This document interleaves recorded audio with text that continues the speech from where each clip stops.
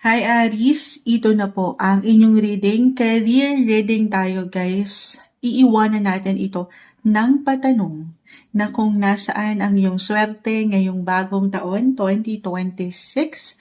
Hihingan rin natin ng gabayang usaping kaperahan nyo, your financial sector, buhay, negosyo, kung meron kayo nito ngayon or kung nagpaplano po kayo na magkaroon ngayong bagong taon, why not? Nasaan ang swerte mo? Aris, tama ba yung na-mention ko, Aris? Ay, baka na-mention ko pa rin.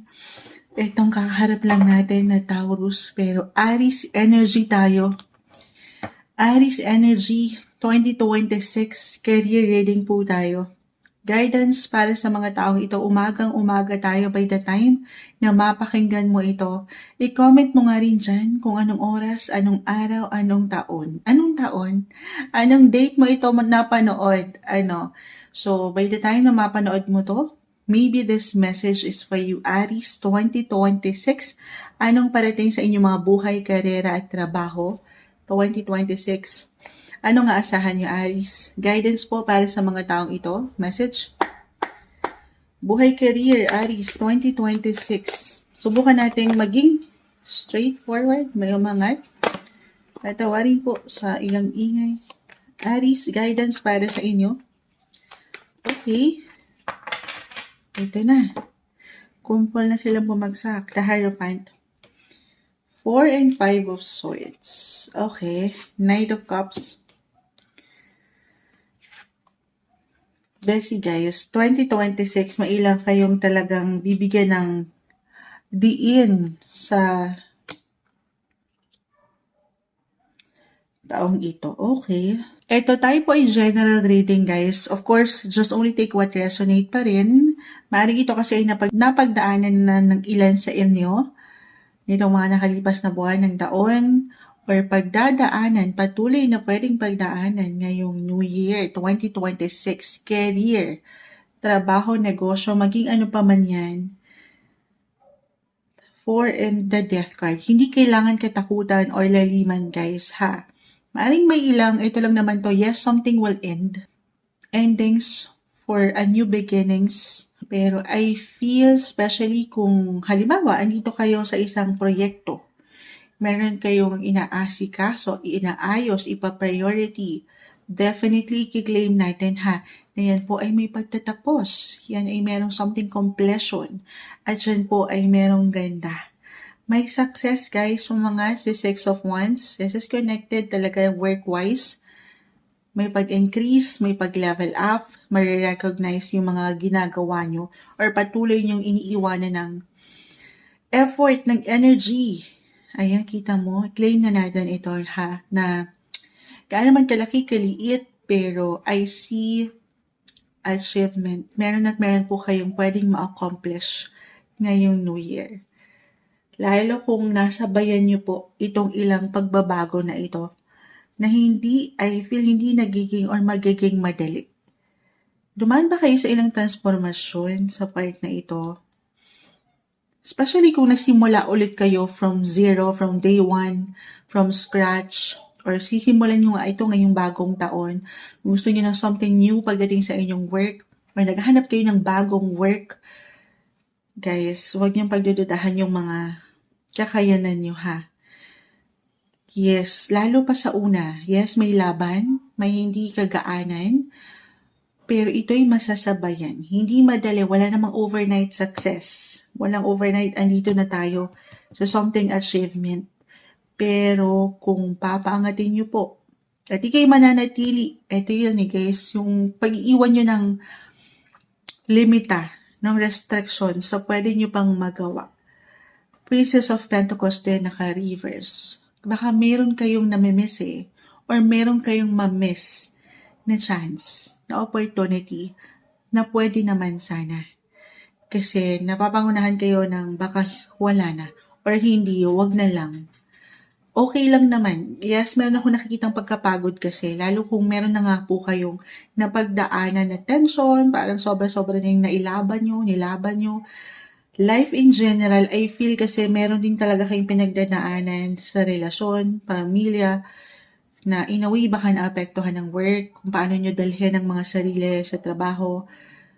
It's okay to pause, Aries, pahinga muna, patience, or iniiwanan kayo ha, tinuturuan kayo na maging higit na mapagpasensya.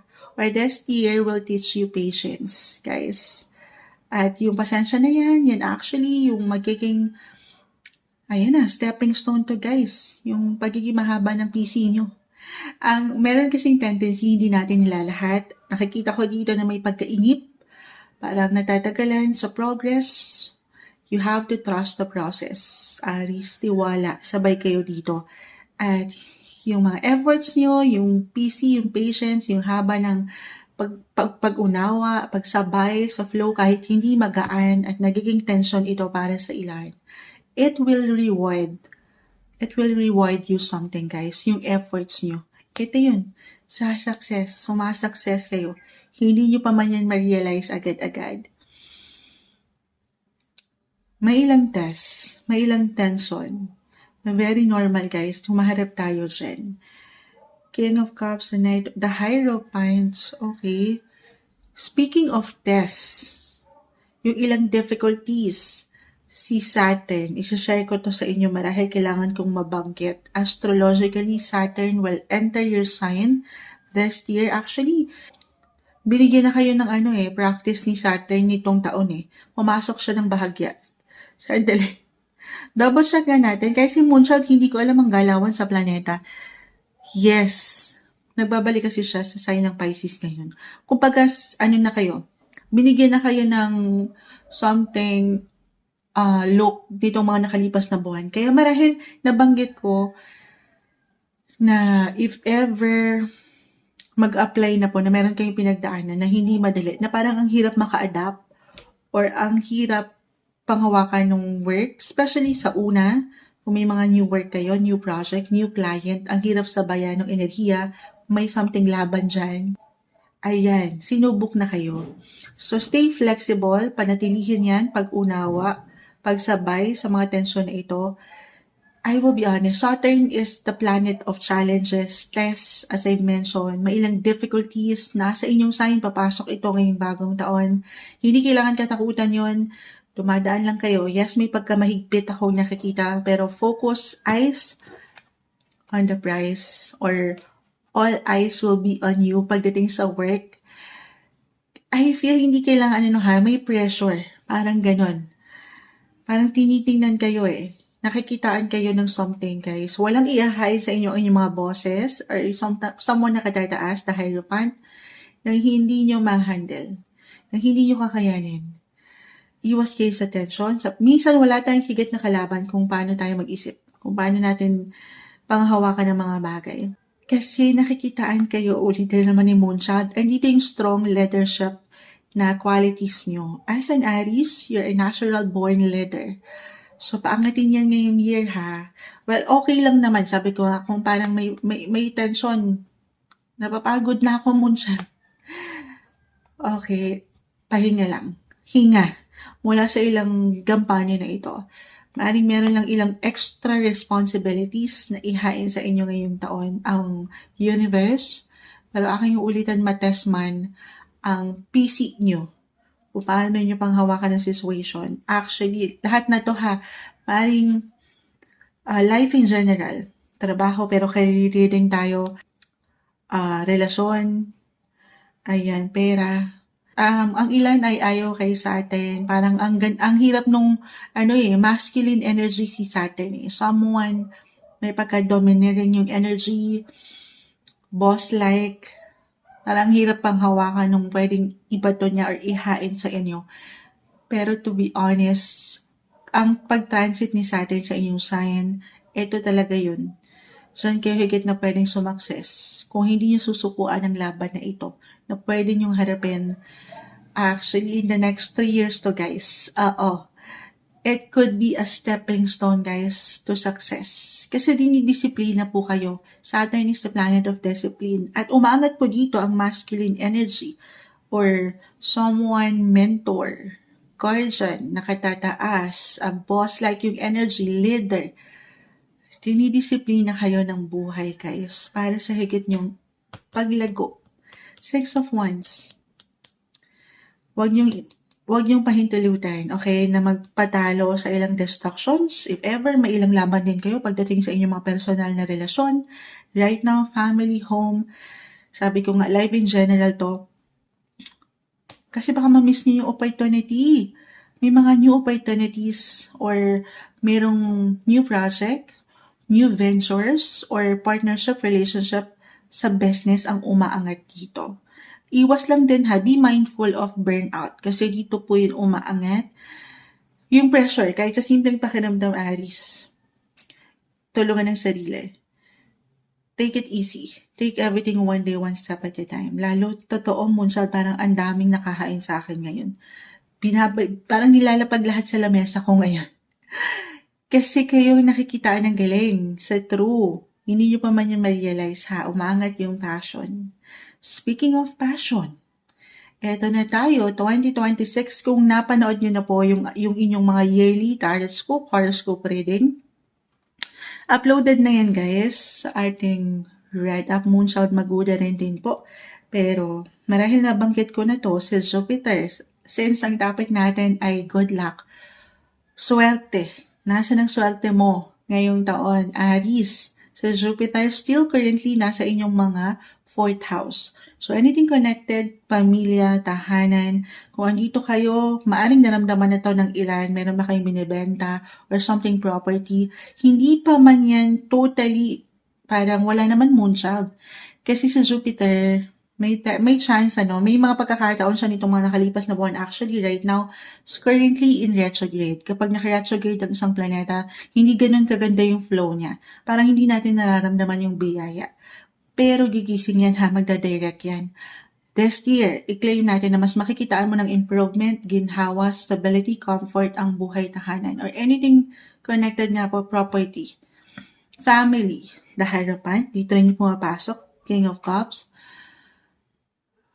Someone guardian, your parents, merong support akong nakikita, hindi kayo nag-iisa sa laban ng buhay.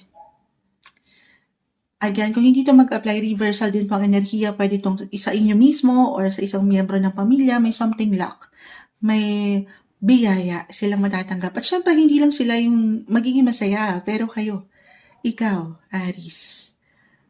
Okay, hindi magiging madali, wala namang madali sa home and family, pero yung mga transitions, ayan, the death card, yung mga natatapos dyan, na hindi kagaanan, or parang may tensyon, yan po ay mababago pa, nababago. Patuloy kayong dumadaan sa transitions, changes, para sa mas masaya, at mas ikatatatag mo, okay, sa relasyon.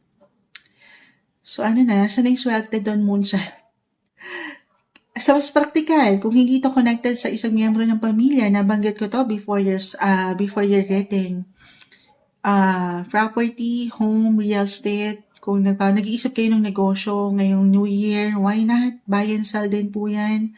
Meron kayong gustong bilhin or makakabili na kayong something property, something new sa tahanan. Oo. Ganon yung energy, guys, ha? And then, passion. Babalikan ko yung passion. Jupiter will enter your 5th house of passion. Ang lawak ng 5th house, dito naman aangat ng bongga na yung init dyan, yung fire in you as an Aries. Kung saan, yes, maaring halimbawa, first half of 2026, matitest pa rin eh. Parang ang hirap sumabay sa ilang ganapan sa work. But as time goes by, second half, i-claim na natin ito, mas napapaangat mo yung natural na ikaw. Ito may be a message, a sign, kung mapagtanto nyo sa isang punto ngayong taon na parang low-key kayo. Kasi the 4 of Swords narito eh.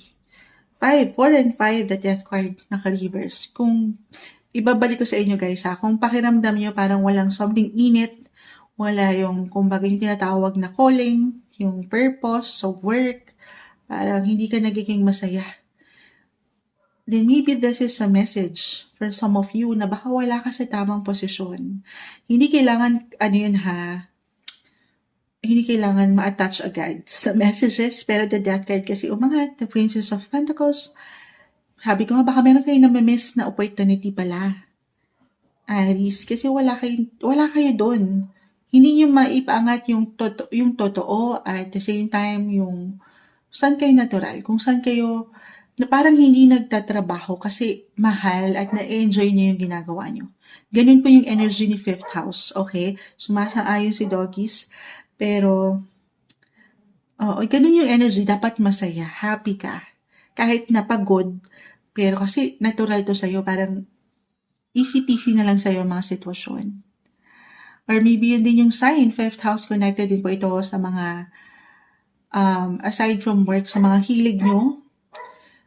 Wait lang po. Ayan. Napa-pause lang po si Moonchild. Tayo po ay live na live.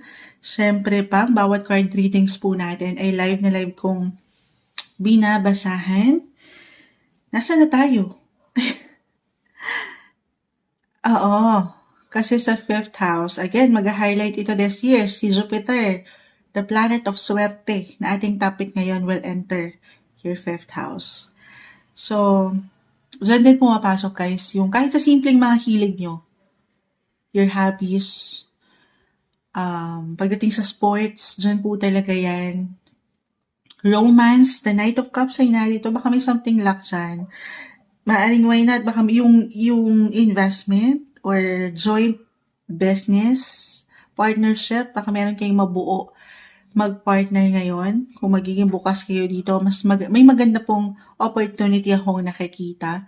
Or itong ang something hilig nyo, you can turn your hobby into a business. Kasi yan yung natural kayo eh.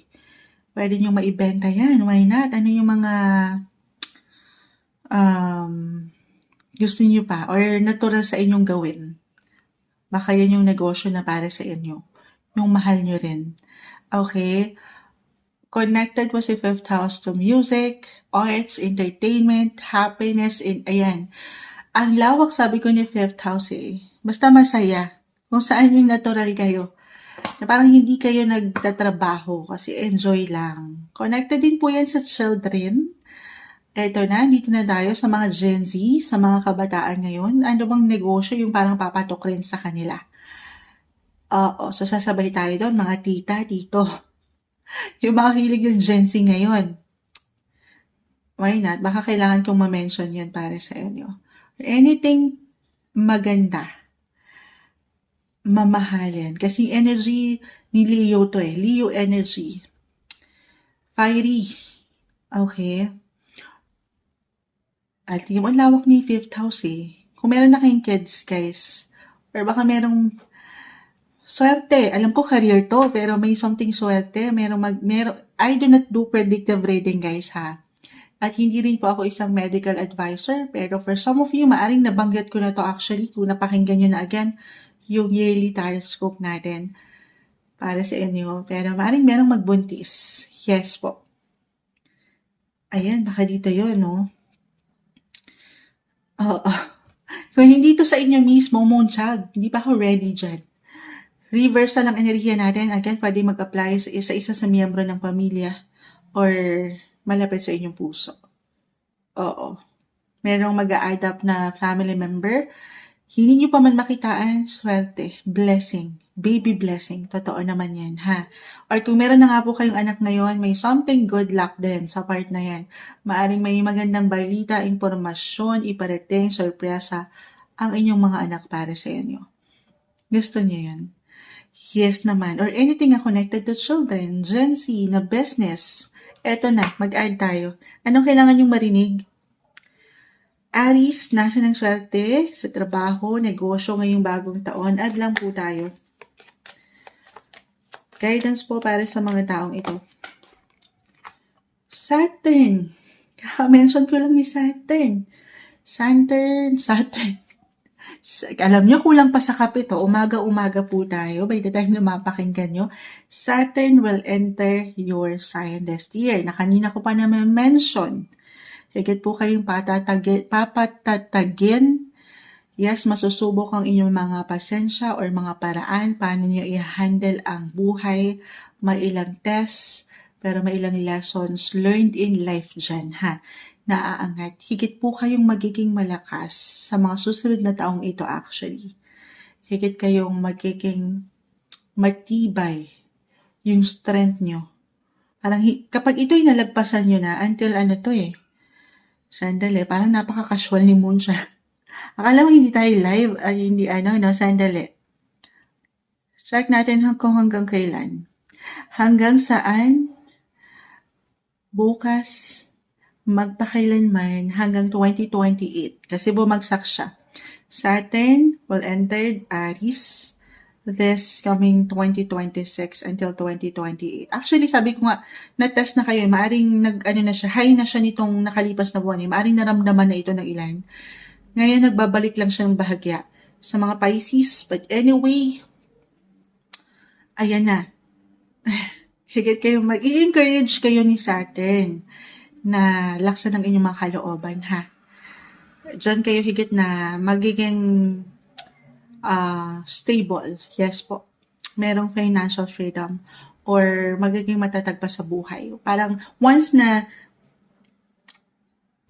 malagpasan nyo ang transit ni Saturn, guys, parang yung ideya na parang wala na kayong hindi pa kakayanin pa sa buhay. Yes po, ganun yung energy. Ganun yung level ni Saturn. Kasi hindi siya madali, but at the same time, higit po kayong lalakas. Paulit-ulit, Moon siya. Iisa lang yung bumabagsak sa barahan nyo. Taurus, yung energy ni Taurus, this is connected sa money, your worth, your wealth. May pag-increase kasi nga may magle-level up, i-claim na natin ito ha. I-level up kayo sa possession. So, kaakibat niya na yung sweldo. Diyan po pumapasok. Yung energy lang ni Taurus ha, hindi kailangan yung pinaka-sign. Yes, may ilang ihahain sa inyo ang boss nyo Siyempre, pakaakibat niyan, yung sweldo. Tataas ang mga sweldo. I-claim na natin yan. Second house po yan. Yung energy ni Taurus, second house of hard-earned income. Something na magmumula po ha sa inyong patuloy na pagsisikapan, paghihirapan. Yes po. Claim natin na may pag-increase sa money. Mars, ikaw na to. Aries is ruled by planet Mars, yung energy. Pero along with their other cards po sa tarot, fire. Kayo na talaga to. Kino-confirm lang tayo ng baraha. Yung energy ni Mars, kahit para planet ruler nyo yan, magkakaroon kayo ng sapat na enerhiya para magampanan itong ilang pwedeng ihain ng universe sa mga boss nyo, kliyente. Oo, pero along with their other cards nga po, may pagkapagod akong nakikita.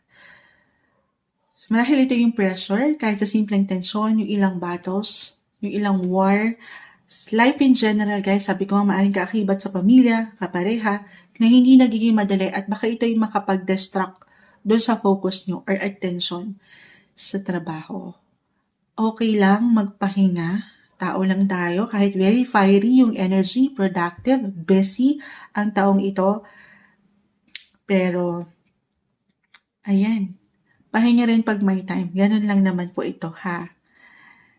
At itong ilang patuloy niyong binubuo na pundasyon ngayon pa lang, by the time na mapakinggan niyo to, itong reading ni Moonchild, hindi po yan nababalewala. Patuloy kayo nag-grow, may abundance, good luck sa aking ilang nabanggit. Higit kayong matitibay, pinagtitibay ng buhay, Aries. At yan na yun. Yan na yung higit na tumutulong sa inyo. Hindi nyo pa man yan ma-realize po ha. Itong mga hardships na ito, umangat kayo guys. Yan yung tumutulong para ma-reach nyo ang success. Ito yun, no? Yung stepping stone to success. The Six of Wands. Unti-unti man, hindi po nababalawala yung hard work nyo. Okay? May pagkaano lang. Minsan, hindi isang medical advisor si Moonshot. Sabi ko nga, be mindful sa burnouts. Take it easy.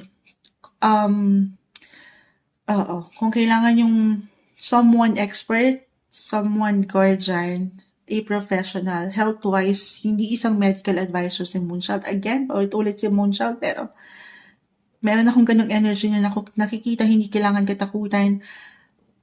Magandang pagkakataon ng taong ito marahil kailangan mabanggit to do some general check-ups. Always listen to your body, guys. Sa part na ito, of course, kayo ang higit na makapagsasabi. Kasi nakikita po natin dito sa baraha yung ilang extra responsibilities. Yes, to opportunities, baka kaya ang mga si Princess of Pentacles, ito yung ilang na-miss nyo na opportunity. Marahil kaya nag-reverse, kasi ito yung kailangan mapaangat din. Sabi kasi ni Moonshot, yes to opportunity. Yes to opportunity, guys, pero papakiramdaman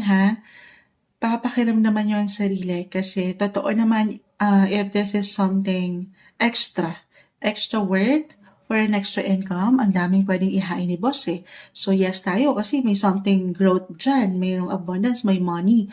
Yung energy ni Taurus, sabi ko nga, hard work income yan. Pero, pakiramdaman ng sarili. Yes to work, yes to opportunities, extra work.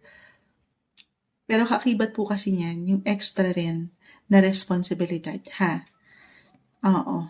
So, tanongin kung kaya ba, kakayanin ba ng energy? Carry ko pa ba, Moonshot? Of course, sa part na yan, kayo po ang higit na makapagsasabi, mag-yes ka rin sa iyong sarili ngayong taon. Pahinga pag may time, okay? No pressure. Isa-isa lang.